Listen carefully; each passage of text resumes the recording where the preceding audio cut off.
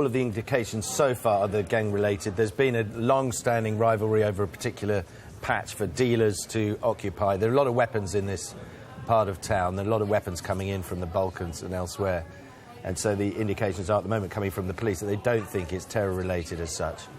As you'll appreciate, given events last month and indeed over the past 6 months that have seen members of the police and indeed the army targeted by Islamist militants, a big police presence there, which is ongoing around Jewish schools and synagogues and other important sites, the army protecting some, as we know.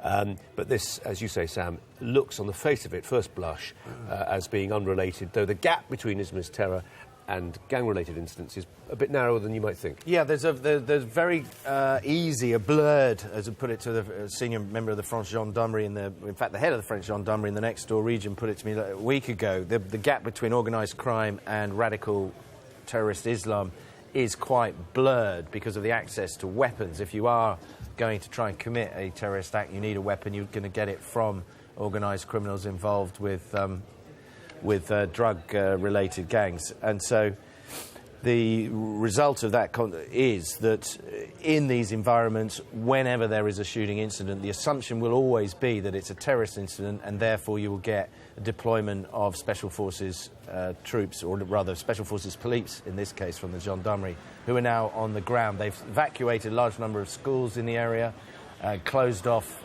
with riot police access to the area, and there are continuing reports of these gunmen still there. Some of the police unconfirmed reports are saying that there have been shots fired at police, more shots fired at police.